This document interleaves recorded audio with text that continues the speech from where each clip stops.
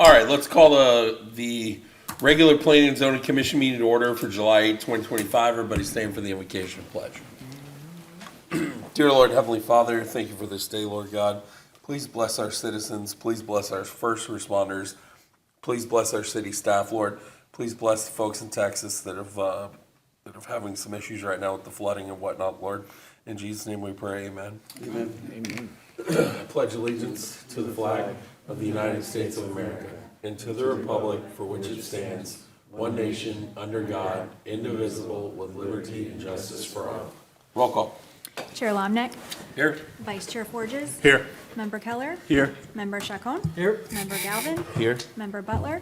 Here. You have a quorum. Thank you very much. All right, we have to do annual elections, so I will take a motion from somebody to appoint a chair, please.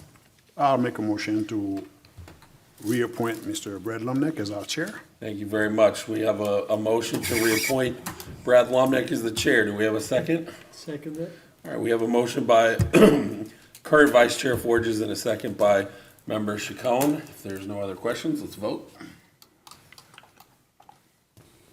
Thank you very much, everybody.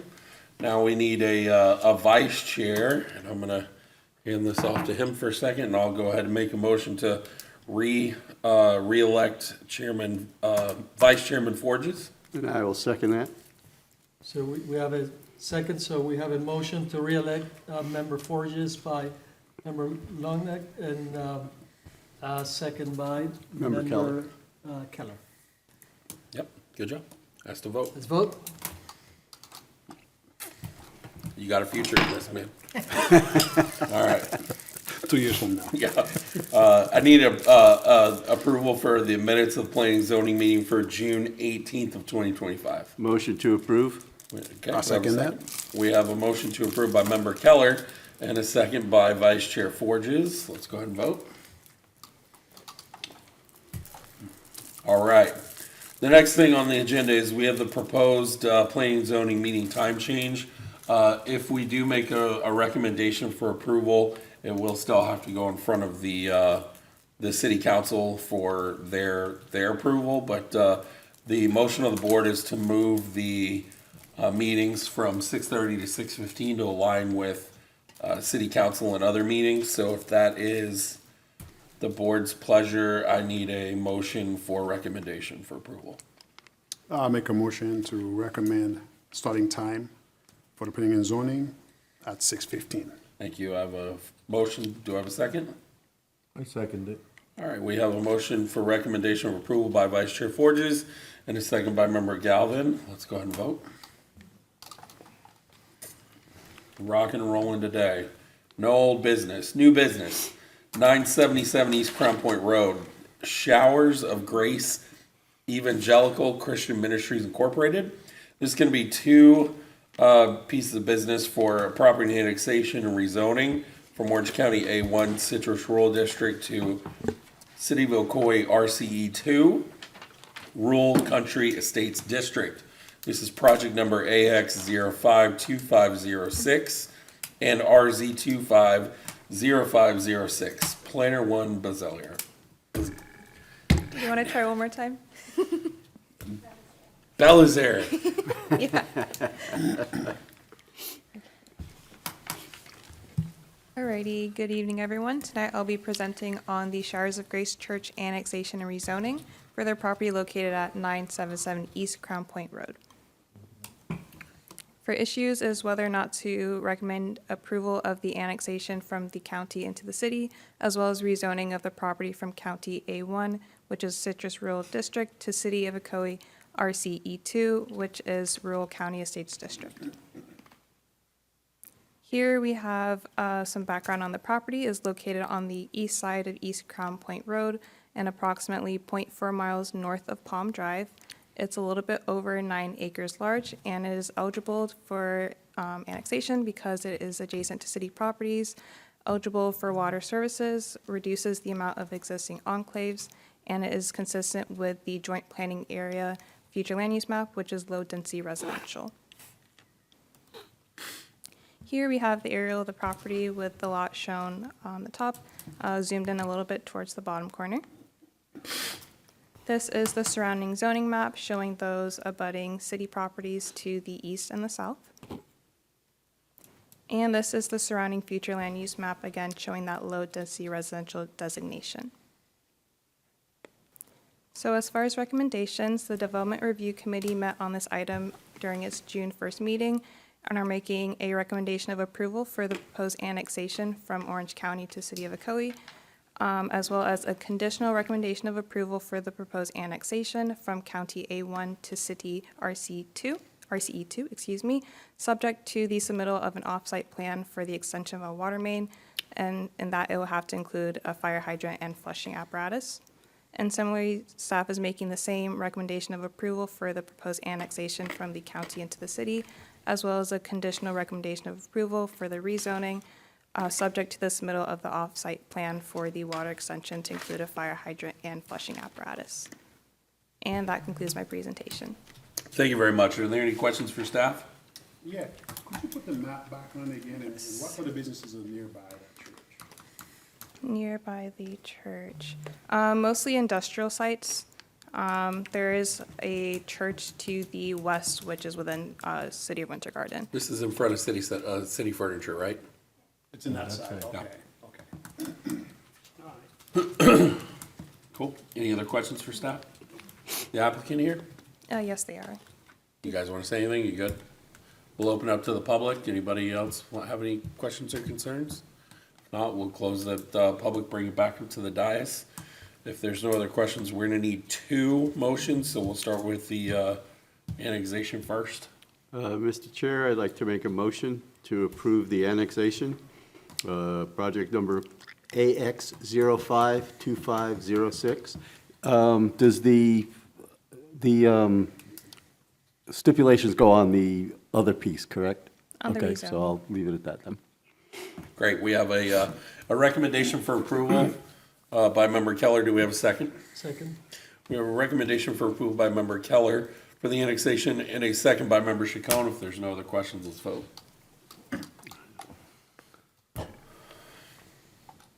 All right. Now we'll do the rezoning. I guess, Mr. Chair, I'll make a motion that we recommend approval of rezoning RZ 250506 with the stipulations that were approved by the Seer. Yep, I got you. Sorry Is there a about that. second? A second. Okay. Well, that's all right. We have Sorry about that. we have a recommendation for approval by Member Keller with all the stipulations included, and a second by we'll go with Member Chacon again. So if there's no other questions, let's vote. All right. Congratulations. Okay, so miscellaneous LDC workshop. We're giving you 15 minutes this time. I gave you 30 last time. You take as long as you need. Well, there are only 6 slides, so it depends on how many questions you have.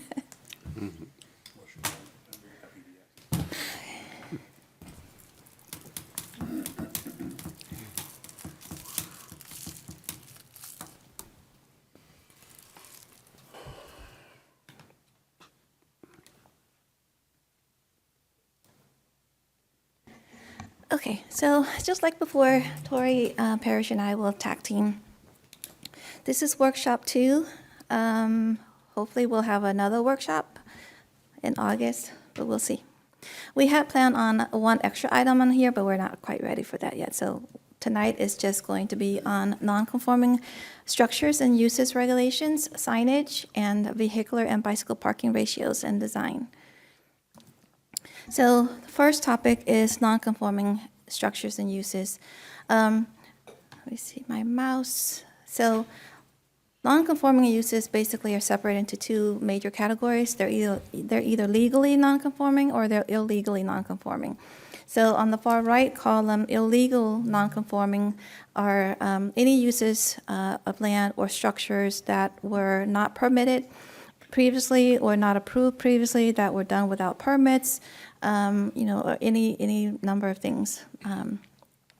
They offer the city offers no grandfathering, no vesting, so essentially there are no protections for that structure under law, and the city can actually ask the property owner to cease the use or remove the structure. Then on the other side of that spectrum are the legal nonconformities.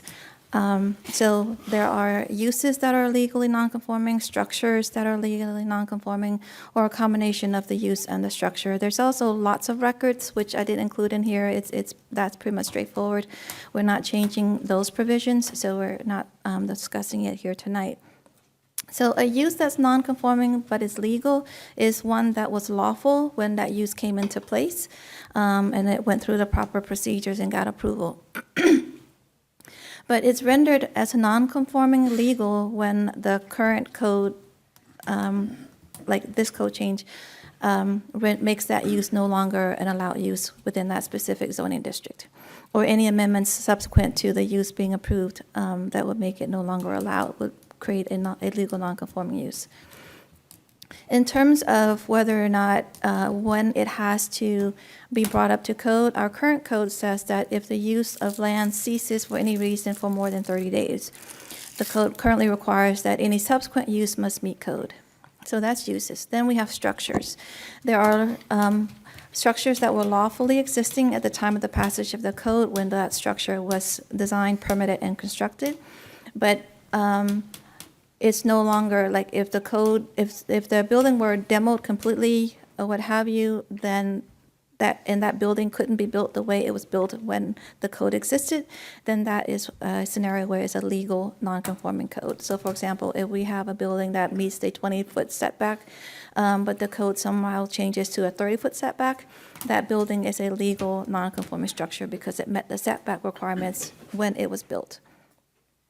The current provisions as far as when it needs to be brought up to code is if there is damage that's greater than 50%. So if a hurricane were to come through and the damage is 52% of the value of the building, then reconstruction has to meet code.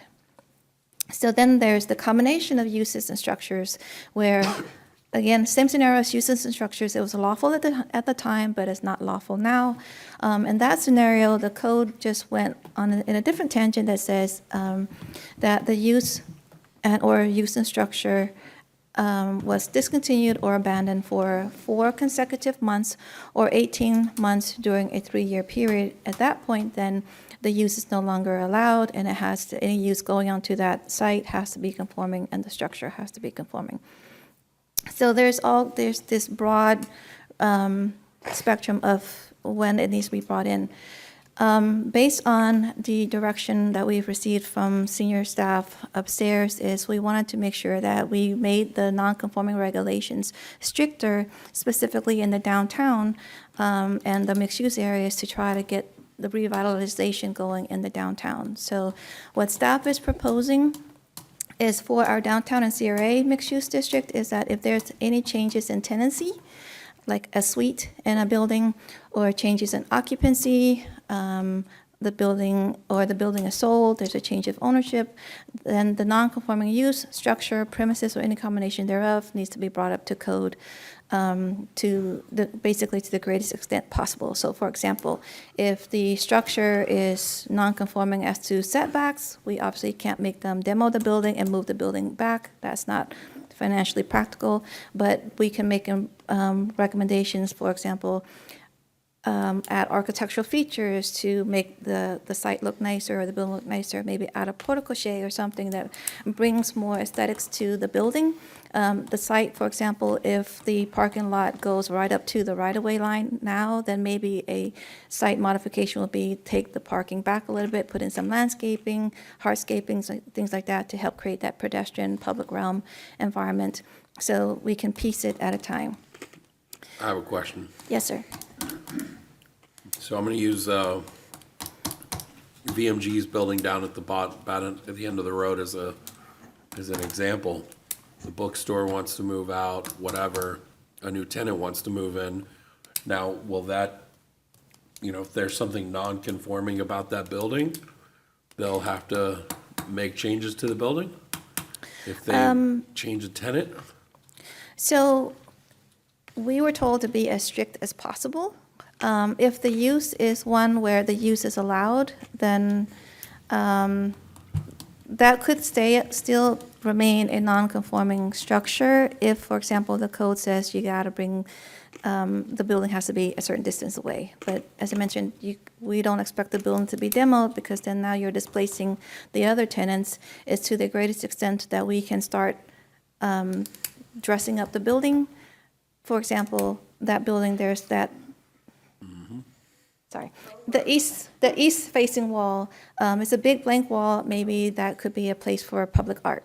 Right. Or maybe some awnings could be added on there, or the height of the building could be modified to where it looks bigger, or, you know, something along those lines. We're still working out the kinks to, not kinks, but the specifics of the architectural standards. My problem with that is that's a sound building. Well, as sound as it can be, right? And I don't like, I guess I'm not a big fan of this strictness.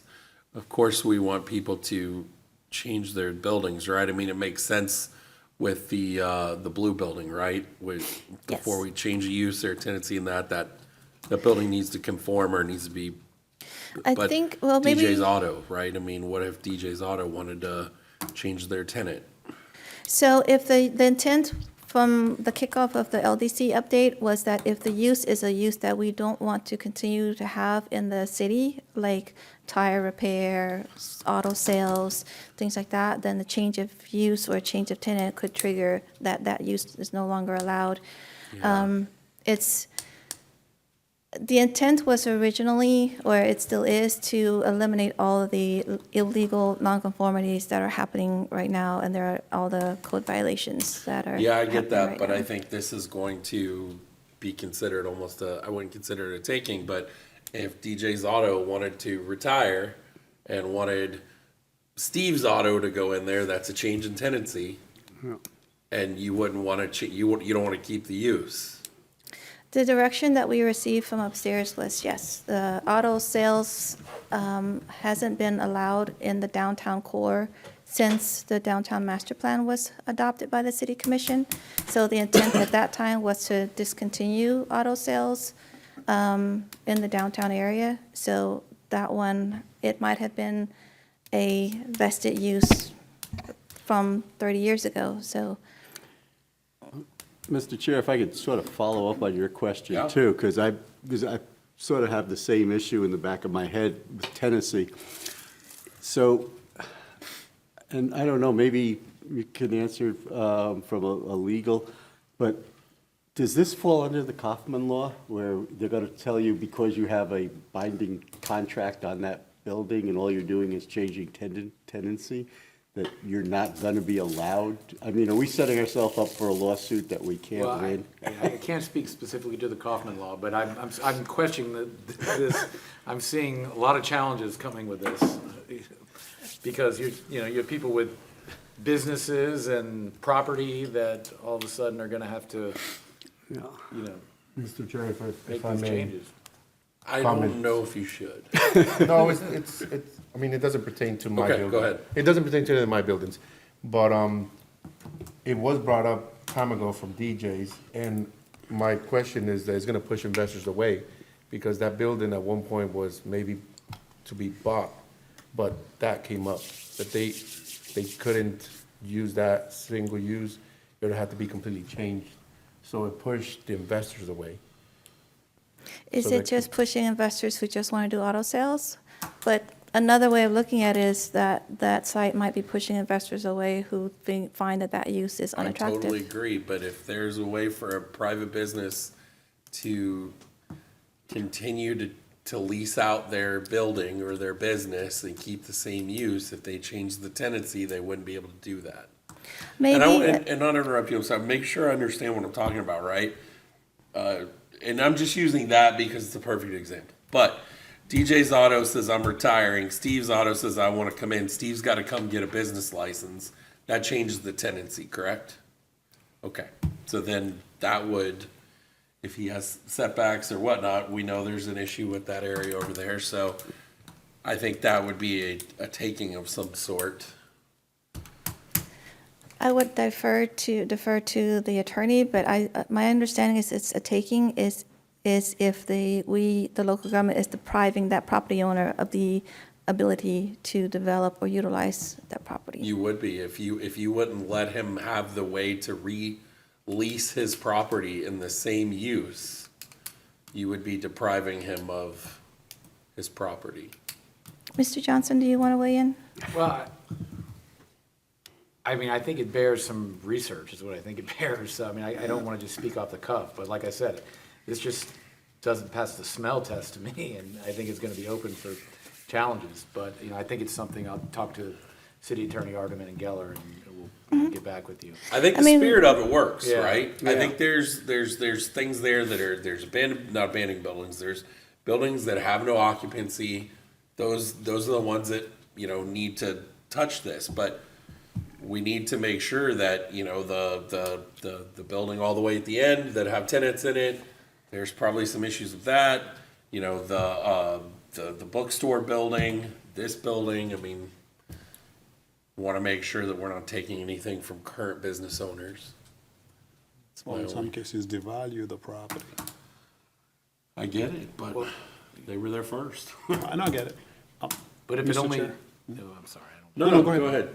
Well, JJ. particularly the part about it only happening during a sale, so if you're going to sell your property and then the buyer, they have to update all these, make all these changes, it is hurting your property value. Well, the sale is one thing. For me, I'm talking about changing, let's say DJ wanted to lease his building to another auto sales group. This would not let him do that It stops them. because it would change tenancy. I think because the intent is to, as an adoption by the commission, to not allow auto sales. It's just like at some point you gotta phase it out if you continue to allow it. Jim's as gonna each- die sometime. I mean, you know, Kathy will sell it. Just kidding, Jim. But We can certainly bring the concern back with the discussion with Please. the city manager's office and see, you know, what direction they give us. We were just directed to be as strict as possible. Yeah. Well, Okay. let us know if you'd like city attorney to do some research on that. Mr. Chair, I have a quick question. This is with regards to when the use of structural or combination of structure and premises discontinued and abandoned for 4 months. What do you consider is abandonment of a property? Is it because the grass is too high, or? I'm sorry, I'm over here where it says combination of use and structure, where it says after the property has been abandoned for 4 months, then they have to discontinue the use. But what do you consider as abandoned of a property? so that's existing language in our code now. I would say abandoned is no one's occupying it. it's not occupied. Now, doesn't a homestead in Florida can be out for more than 4 months to keep their homestead You out don't of the homestead property? business. This does not specify. Yeah, it's that's for Doesn't say- downtown CRA. And Doesn't matter. this doesn't have anything to do with residential. It doesn't say that here. Most of the construction in the downtown and CRA are, the ones that are problematic are the non-residential. Okay, I don't see where it says non-residential, that's all. Maybe I misread something. Okay, that's all. So residential, for example, is an allowed use.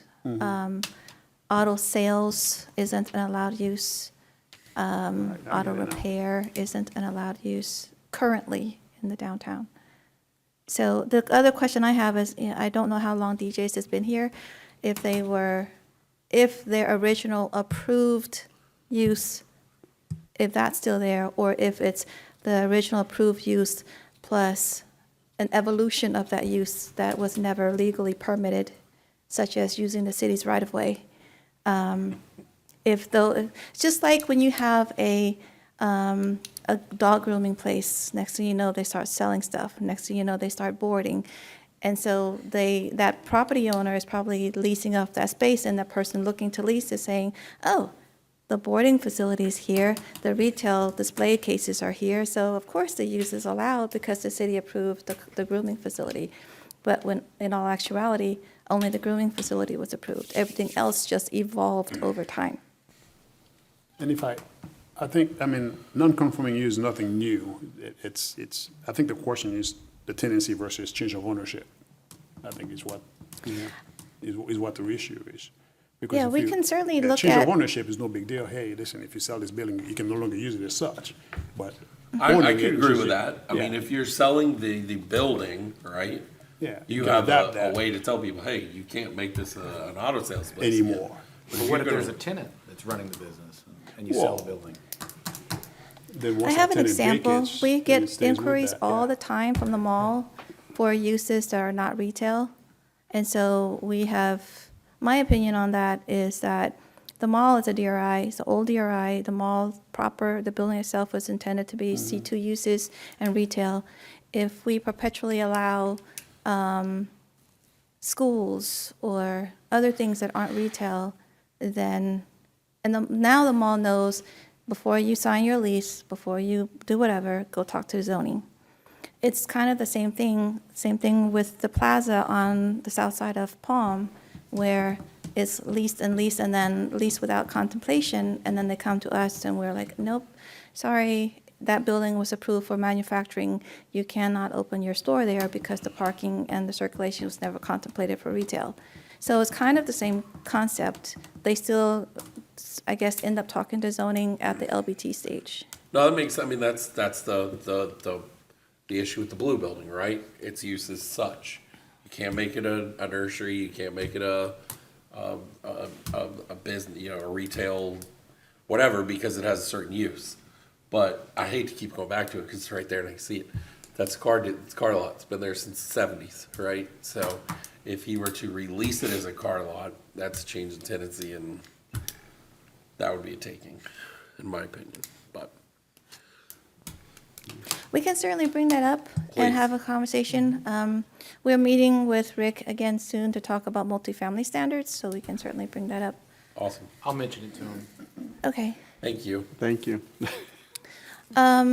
So the other thing that we wanted to do is, going back to that real quick. For example, if the decision is to bring it to just a change of ownership, and if someone were to come in with a change of tenant, then maybe that tenant would be willing to at least consider a fresh coat of paint or breaking or fixing broken aspects on the site. Something to make it look more appealing as someone is walking their dog down the street.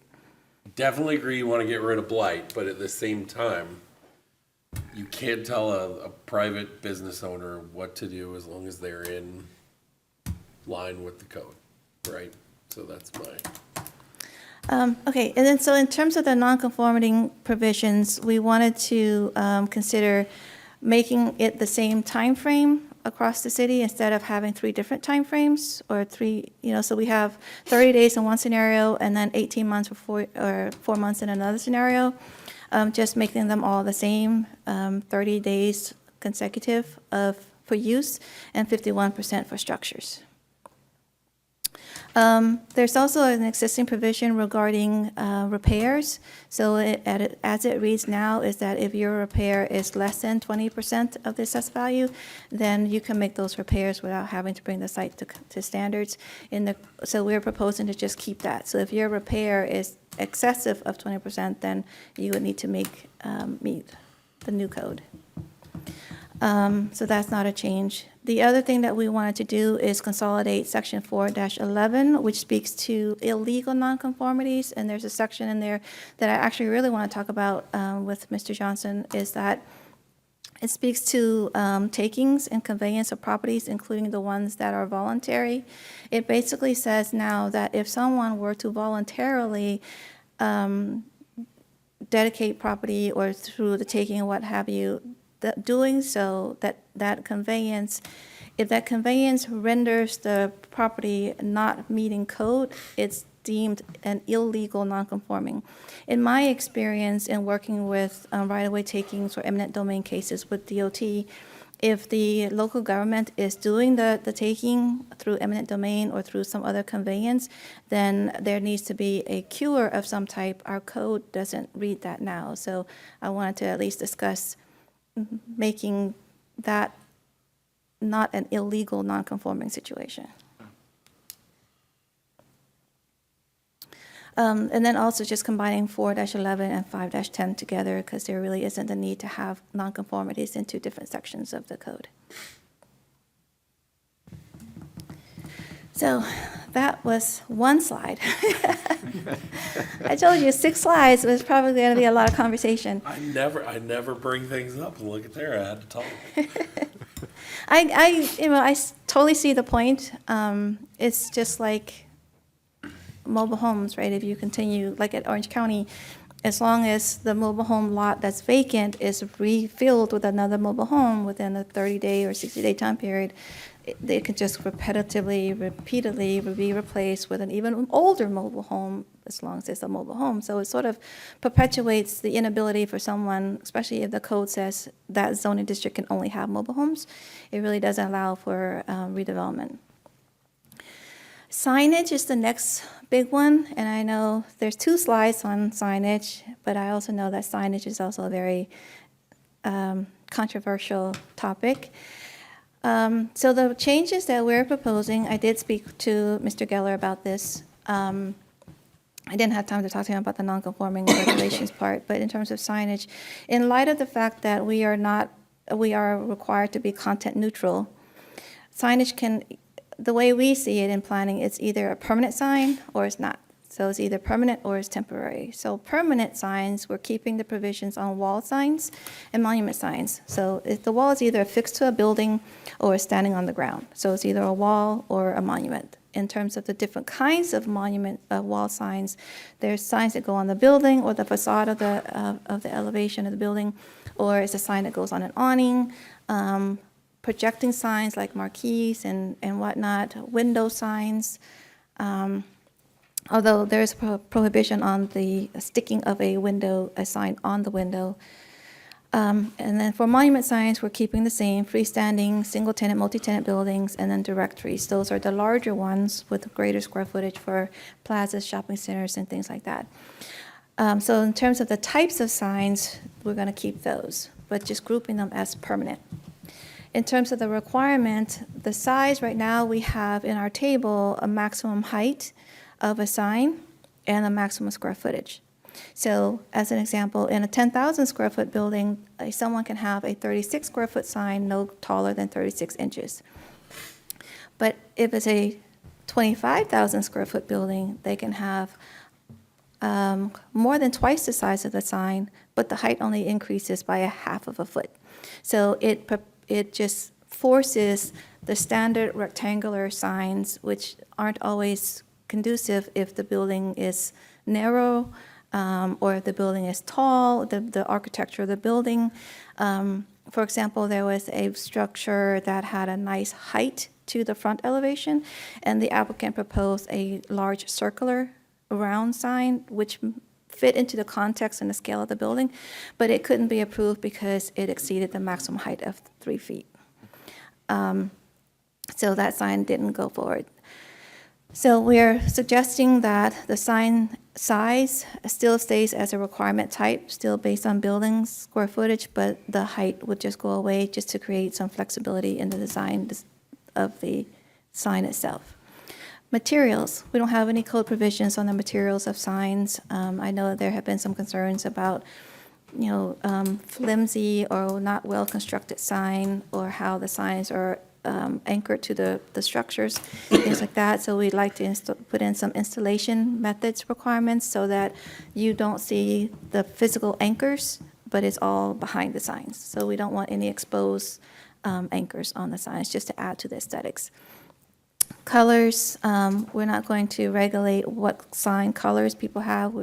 It'll be something similar to what we were proposing in multifamily colors, as far as not being lurid or glaring or stark contrasts and things like that. So more, as much as we can, neutral colors. Understanding that there may be some pushback. For example, Andy's custard is very bright signs, a lot of color contrast. Height of the monument signs, we're still keeping it at 12. I think there needs to be provision as far as the clearance height that I don't believe is in there right now. So we do need to include that. Make sure no one bangs their heads when they're, especially if we're going to be doing marquee signs and projecting signs, we want to make sure there's an adequate height clearance. Something new that staff is proposing is plantings for monument signs. So right now, there's nothing that says that you have to make your monument sign more attractive. You can just go onto a site, plop in your monument sign, saw it, monument sign. There are other jurisdictions that require landscaping, such as flowers, ground cover, something like that to soften the edge of the monument sign. And then the number of signs per frontage. There's been some questions on, it's the way it's written now is a little vague, like how many signs you get based on the number of frontages, especially for multi-building complexes where you have 3 or 4 buildings, but only 2 frontages or 2 driveways. So in terms of the temporary signs, when you look at the current code, there's like a whole list of different kinds of temporary signs, from garage sales to open house real estate signs, special event signs, grand openings, special events, coming soon signs, new construction signs. They're all meant to be temporary. They're all meant to just be placed in one location, and then when that event is over, they are supposed to be removed to help eliminate sign clutter. What we are suggesting, since we can't read the sign to know what it's advertising, we are suggesting that the temporary sign permit be tied to a parcel ID or an address, that the application sets a specific time frame for when that sign is up, tying it to the original construction. So, for example, if the retail plaza is already constructed, site completion is done, COs have been issued, someone can't go there now and ask for a sign face change and advertise whatever sale is going on in their suite. We can't read the sign, so we can't know that it's associated with something that's off-site. So to tie it to a specific location on the sign permit that has a specific date where they would have to remove the sign. They can ask for an extension if the construction isn't finished, of course, but if the construction is done and all the buildings are CO'd, there's no need for that temporary sign to be there because technically it's meant to be temporary. And then we also wanted to include a line item in the permit application asking for the purpose, and we would provide the list. For example, is it a community event, a special event, a grand opening, whatever it is, so that when that event is over, presumably that sign should also, be removed. And we're also saying that no phase changes are permitted once the project is complete. And then we're also adding the number of signs per frontage and also looking at the location of the temporary signs so that one site doesn't have 2 or 3 coming soon signs, whether they're legally permitted or, installed overnight, those kinds of things. Any thoughts on this slide? Yep. When the downtown vision plan was done, right, there was a lot of talk then about sign color, size, aesthetics to the building. Is any of that going to be written into code to where it's? We have lots of graphics and imagery that we want to include in the final write-up. And we're also looking at other jurisdictions in other states for their time-tested signs that, when you go to a destination city, you'll see the signs fit into the context, the scale of the building, the roadway. If you have a posted speed of 50 miles per hour, you wouldn't expect to see a 4 square foot sign, those kinds of things. But on the other side of that, if it's just a 2-lane in the downtown area, you wouldn't expect to be asked for approval of a 54 square foot sign, because it's like having a 200 square foot living room and a 120-inch TV. It just wouldn't fit the context. But it sure would look good. My husband would not disagree with you. Mr. Chair, I got one Yes. question on there too. And I don't know, so you said there's a second signage slide, it may be on that, but what about political signs, and are we looking at a specific time frame for them to be Those kinds of removed? things, like, yes, that will stay, because there's some legal requirements that are tied to that, so we're not going to touch those. That was already done last year, though, if you remember. Well, I remember they did it, I just wanted to make sure they weren't changing it. No, not changing it, just That's trying not part of the to, land development code, though, right? it is. It's in the temporary signs regulations. But we're not going to change that as far as 90 days before, 90 days after, their locations and things like that. So that's already been done. Okay, thank you. Um, One other question, if I may. Yes. What about, like the sign at the school that actually is a flashing sign and in the The movie? EMCs, Yeah, are we going to allow those, or are we still going to look that's at? been an ongoing conversation with us and OCPS because it's not our, Right. Well, I'm just wondering about with the rest of the city, because I know in the past, it's always been, no, you cannot have them. or- so that's on the next slide. The existing Okay. prohibited signs list will still stay the same. All right. EMCs is one of those, and signs with tantalizing lights or strobing lights or exposed bulbs, those are all still stay as prohibited signs. One of our staff asked a question, so I throw it in here, is the possibility of someone using a projector to cast their sign on a wall. I just would propose that we add into the EMC that would include anything that would just be projected onto a wall via an electronic device or some other device, because it essentially would kind of be moving or kind of be exposed. So it's kind of new.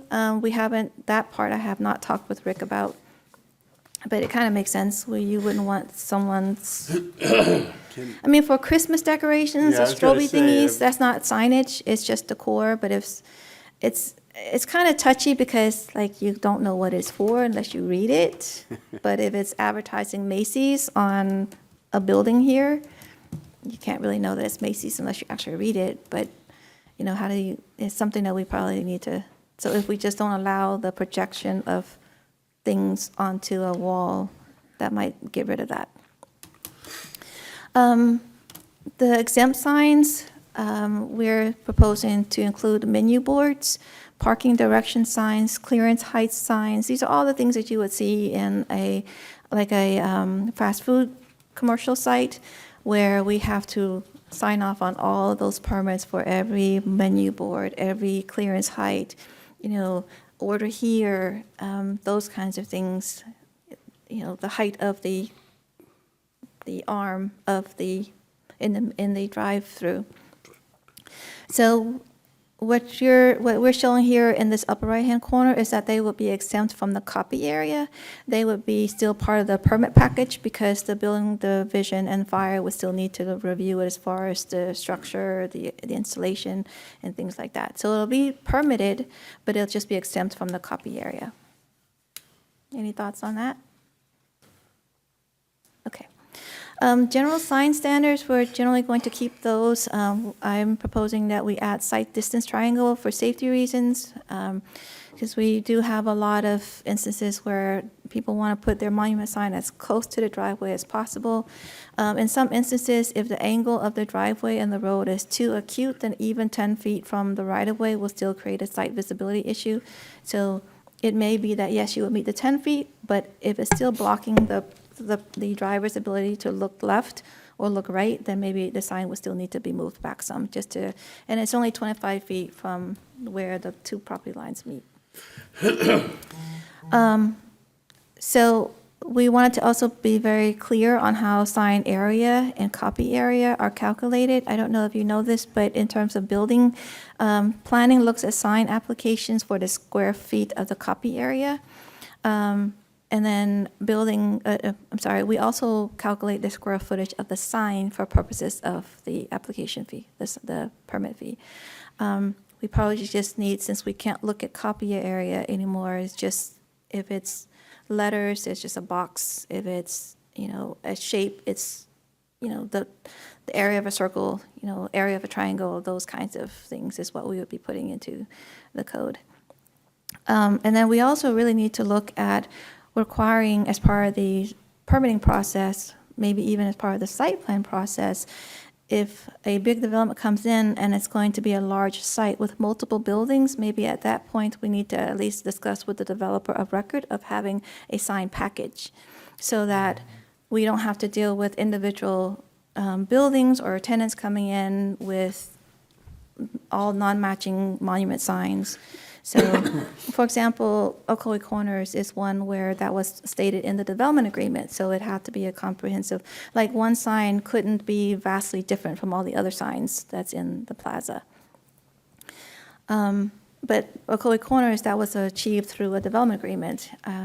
Tori and I think that it's a good idea to just have a sign package for that development at the initial stage of site planning so that any new person either buying the building, leasing the building, knows that their sign needs to be as close to the sign package as possible. And then standards for the downtown area specifically. So looking at it from a scaled to context perspective in terms of the size of the road, as I mentioned, the posted speed of the road. We can't control how fast people drive. That's why we're using the posted speed. The size of the building itself, again, with the 19-inch TV and a 19 square foot sign to a giant building versus a giant sign to a small building. Proximity to the viewer, so if the pedestrian is right there on the street, you don't want a sign that's like 6 feet tall, 3 feet wide, still meets code, but you don't want it like right there in your face. Those kinds of things. Maybe it might be a nice, I don't have a, oh, right here.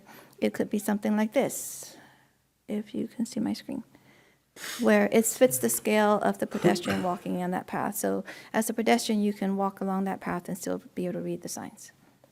So as I mentioned, we're looking at jurisdictions that have time-tested standards and requirements that are, attractive. They're like destination cities. So that's signage. Any comments, questions on signage? Okay. Nope. I was actually expecting more questions on signage, so this is good. Did you Okay. expect any questions on the first slide? Yes, Okay. for sure. Definitely was expecting questions on the first slide. That's why I asked you if you got your Mountain Dew. So vehicular and bicycle parking. Right now, we have a very short list of use categories for our parking requirements. As we finalize the list of uses by the different zoning districts, we want to make sure that categories of those uses are captured in the parking regulations as well. So we're looking at making sure that the list is expansive enough to cover the list of uses, and also looking at reevaluating the parking ratios and also making clear what the guest parking requirements are. I think right now we only have guest parking for multifamily and townhomes. Let's see, we don't have, because we are going into like the mixed use category, the mixed use zoning, and we're pushing mixed use development in the downtown. We don't have a standard for parking for mixed use or for guest parking in a mixed use situation. So we're looking at that. We're also looking at different types of parking designs and the materials that are used for the parking areas. So we're looking at standards for angle parking, parallel parking, compact, on-street parking, et cetera. Maybe looking at if you're going to have just cohesion in the site. So you wouldn't want concrete and then next to pavers, next to some other material. Well, you wouldn't want to have a site that has concrete, asphalt, pavers, painted concrete. It just needs to have some cohesion. And then looking at the parking standards for shared parking, and then looking at possibly adding a maximum parking where someone may want to have a use that only requires 20 parking spaces, but they feel like they need 50 spaces. And that's the argument that they will use to require more impervious area and a bigger stormwater pond and all these other things. So looking at max parking. Looking at parking reductions, right now the code just says that someone could present a parking study to the LPA, to you all, for consideration and then make a recommendation to the commission. We're looking at possibly having parking reductions based on proximity to trails, to public transit, or if the site has a greater internal trip capture. So those are the things that we may consider as part of that calculation. Or if it's next to, like if it's a small development, residential development, and there's Publix or whatever nearby that they don't actually have to drive everywhere, then maybe they could have a slight reduction in parking. And then we also want to put an emphasis on the parking placement and screening the parking so that you're not seeing, like, if you need 100 parking spaces, the traveling public doesn't need to see 100 parking spaces. It needs to be screened well, and it's not necessarily thou shalt have 3 feet of screening wall. It may be like a trellis design with some plantings, or maybe it's a patio area, because, we talked about having a requirement as, one of the requirements is a civic space on a new site. So maybe that civic space could be like a little picnic area, a little sitting area, a little covered area. So that is what draws the eyes and not the parking behind it. We have lots of examples of that. And then we also want to look at evaluating alternative parking and ride share. So there's a lot of use of Lyft and Uber now, so maybe looking at incentivizing drop-off pickup zones as part of the design of the site, not just people stopping in the drive aisle, dropping people on and off, things like that. So trying to make it efficient, but also safe for the people who are getting in and out of these vehicles. And so also looking at dual-purpose parking areas. Not all parking areas have to be striped out with concrete areas. They could just be, as we mentioned in the Winter Garden scenario, where pavers can be in one direction for the stall itself, and then a different paver material for the demarcation. But if you're just covering that up with tents and other things for like a community event, you won't even realize that that's parking for that specific use. And then looking at encouraging developments that are like use in nature to actually have shared common areas. So it may be an office complex next to a retail complex where evening hours, the retail complex could use the office complex if their hours are 9 to 5 or something like that. Not requiring it, but incentivizing it so that we have less impervious area. This is a new one, bicycle parking. The code, actually, I think I have it, it just says that biking will be provided, bike parking will be provided, but it doesn't say how many, it doesn't say where, it doesn't say the design of the bike spaces. So we're proposing short-term parking and long-term parking. Short-term parking will be parking your bicycle for short periods, like you're gonna meet up with some friends and go grab a sandwich. You'd like to be able to bike there, safely park your bicycle there, have lunch, hour and a half, 2 hours with your friends, get back on your bike and ride home. Short-term parking is typically for customers, patrons. Then there's long-term parking, so for longer periods, 8 hours plus, where it may be for the employees, the tenants, the residents. Multifamily apartment complexes ought to have nice long-term parking for bicycles, because we all know bicycles are getting quite expensive, and just about everybody has an electric bike now, and those are exceedingly expensive. And then looking at having criteria for where the bikes are placed, or bike racks are placed, and the design. So a recommendation from a consultant is to do away with the black honeycomb, or what is it called, comb-shaped bicycle racks, and then prohibiting certain bicycle rack designs like the comb-shaped one. So we have some examples here where yes, it adds to the cost of the bike installation, but for example, if you look at this one here, each one of these accommodates 2 bikes. If the site were designed to plan for that, then they should already plan on putting something there so that when the bike racks are installed, all they have to do is bolt it. Instead of, you're now calling for your planning inspection and I can't pass it because you've got some dead trees and there are no bike racks. Now you got to order the bike racks, get the fastest one that you can get from Lowe's or wherever, and then bolt it, and it's just sort of out of place. I think I shared with you all before where the one site had the bike racks installed exactly as it's shown on the plan, but the bike was actually on the grass. Like when you park your bike, the rest of the bike is on the grass. So we want to bring landscaping and bicycle parking, pedestrian-friendly design to the forefront at the site design stage so that it doesn't become an afterthought when it's time for inspections. This one I thought was pretty cool. I'm certainly not expecting this, but if someone had the means of doing this, you could order some bike facilities like this. It's pretty cool. The kids would love it. This one on the lower right-hand corner, I've brought this example many times. This is a architectural sculptural piece for this plaza, and all the bike racks are just circling it so that people, you don't see it here. This is when it was still under construction. But there are tables with umbrellas here, and people park their bikes, go in here, get some sandwiches, and they're sitting and they see their bicycles, and they don't have to worry about someone walking away with their bike. And then this one is really, really cool. It's sheltering. So long-term bike parking as a requirement could be something that we could look at if they, let's say they're required 2, if they provide 4, because if you save by buying more, then that could be a reduction in car parking, for example. Any conversations on vehicular and bike parking?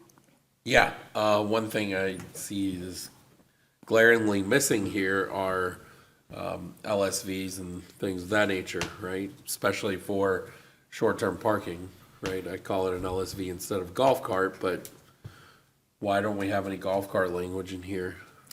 I actually started typing in something for motorcycles. It could be something that's wide enough for those types of facilities. It wouldn't be something that would help reduce parking if, for example, the street speed is too high, or the trail isn't available, things like that. I think that's a great idea about the golf cart, because, if you see in other cities, they're using the full car size parking for one instead of being able to put 2, and then now you take a parking spot that could be needed. Yep. So that's a There are great some idea. communities that are doing corral for those types of vehicles, just like a shopping cart corral, but it's a corral for parking multiple smaller vehicles in one of those spaces. The benefit to that, for example, in a standard 9x20 parking space, you can have it be tandem to each other, so they can stack in that way and then have less maneuvering space. But you do see other municipalities though that are starting to do golf cart parking, right? Smaller shifted parking spaces, especially in a downtown area, right?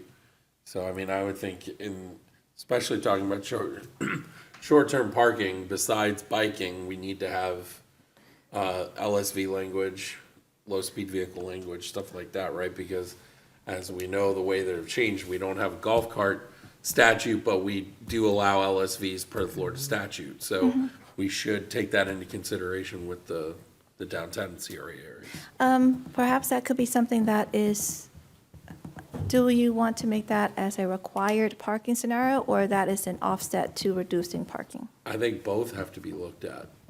Okay. I think both have to be looked at, especially as, I think LSVs are getting more and more popular in this area, right? So I think it is something we should look at both. Okay. It could be that they could, here we have compact standards, right? That could be something where the compact space is small enough for an actual compact car, and hopefully a big wheelie doesn't try to squeeze into it, but that might be a size that could accommodate the LSVs. Cool. Mr. Chair, when you say required, meaning in areas where, I said 15 minutes. Go ahead. he just elected me vice chair, so. You mean in areas where those things are allowed? That would be required, because if they're not allowed in a specific area, why would you want a developer to put those things in there for? Well, we're talking, I was talking I said downtown CRA areas. Okay, where they are allowed. Yes. Yeah. Because they're not allowed in your neighborhood. They are allowed in my neighborhood. Actually, I was gonna say, pretty They much are most of the absolutely neighbors allowed are in my allowed. neighborhood. Okay, no. Yeah. If you didn't go see the last ordinance change, but All right. Okay, anything else on, And an LSV is allowed on Orlando Avenue as well. That's But anyway, Change that. no, thank you very much. We're good. okay.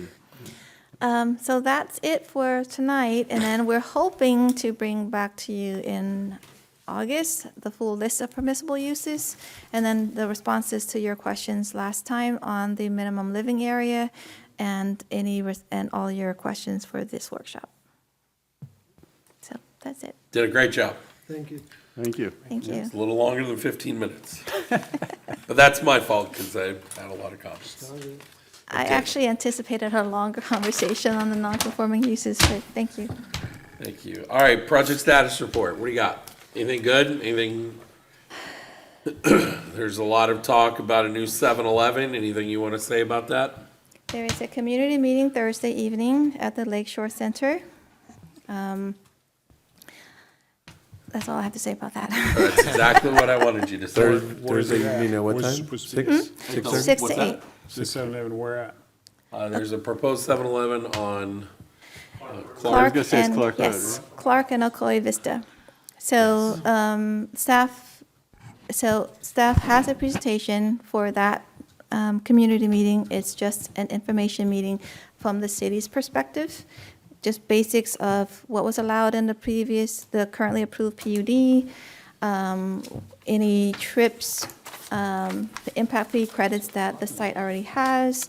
We're not going into, the city is not going into specifics on the size of the building, the parking, the layouts. There is a site plan submittal that hasn't been fully routed for review. We only just have the one sheet, like there's no lighting sheet, landscaping sheets, irrigation, utilities, drainage. Those other sheets have not been submitted. So staff has not even reviewed and provided comments yet. So the conversation on Thursday will not entail any of the details of how the site will function or how it looks, the architecture of the building, anything like that. It's my understanding that the development team will have two boards. One is a board of the elevations of the buildings, and then a general concept site plan overlaid on an aerial. And I believe there's also one that's just a bigger picture of the concept site plan on top of an aerial. There's no definitive answers, at least from staff's review perspective, as far as the specific location for the driveway on Clark or the one on Ocoee Vista, how far the building is from the property owners to the east. The traffic signal, those things are not what the city will be talking on. It may be something that, should Commissioner Oliver choose to discuss it, that he may bring that up, or the development team may bring that up, but that's pretty much the gist of the Thursday meeting. Perfect. Anybody else have anything else for staff? Thank you very much. It was a great presentation. Everybody have a great evening. Thank you. Thank you.